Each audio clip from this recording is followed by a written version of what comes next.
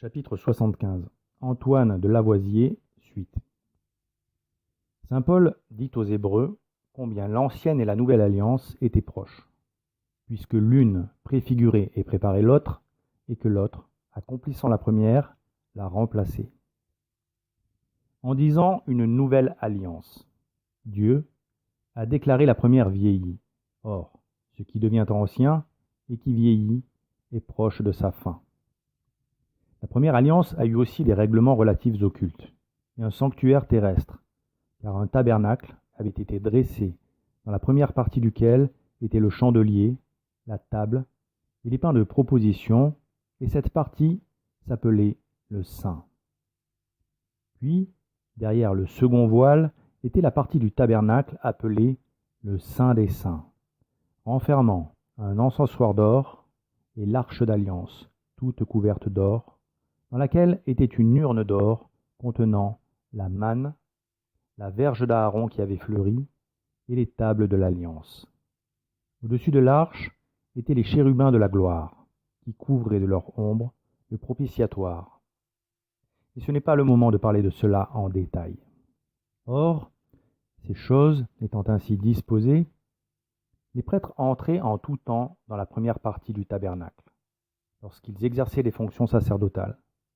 Et dans la seconde, n'entre qu'une fois par an le seul grand prêtre, non sans y porter du sang, qu'il offre pour son ignorance et celle du peuple. L'Esprit Saint montre par là que le chemin du sanctuaire n'était pas encore ouvert tant que le premier tabernacle subsistait.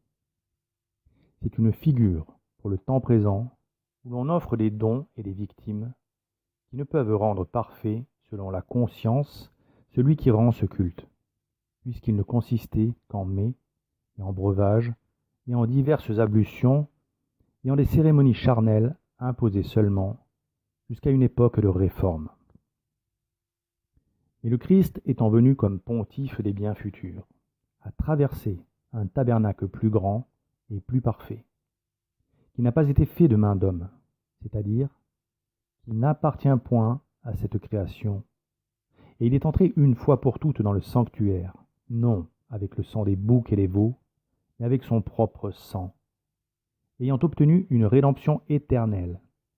Car si le sang des boucs et des taureaux et l'aspersion faite avec la cendre d'une génisse sanctifient ceux qui sont souillés, de manière à procurer la pureté de la chair, combien plus le sang du Christ, qui par l'Esprit Saint s'est offert lui-même sans tache à Dieu, purifiera-t-il notre conscience des œuvres mortes pour que nous servions le Dieu vivant.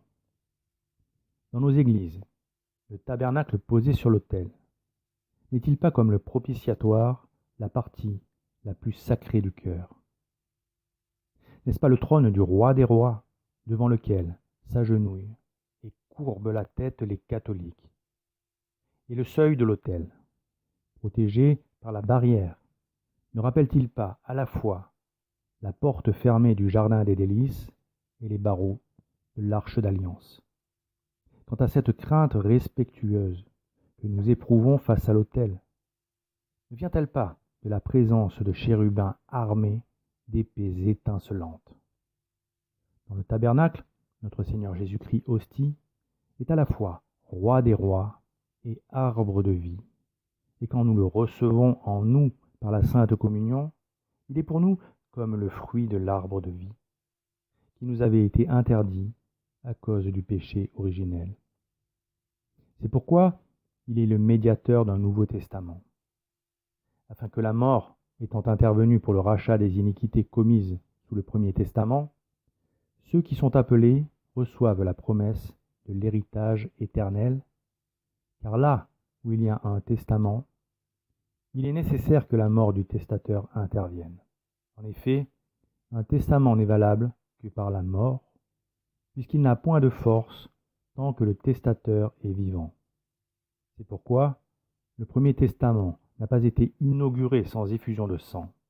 En effet, Moïse, après avoir proclamé devant tout le peuple tous les commandements de la loi, prit le sang des veaux et des boucs avec de l'eau, de la laine écarlate et de l'hysope, et il en aspergea le livre même et tout le peuple, en disant : « Ceci est le sang de l'alliance que Dieu a ordonné pour vous. » Il aspergea aussi de sang le tabernacle et tous les ustensiles du culte, et selon la loi, presque tout est purifié avec du sang. Et sans effusion de sang, il n'y a pas de pardon.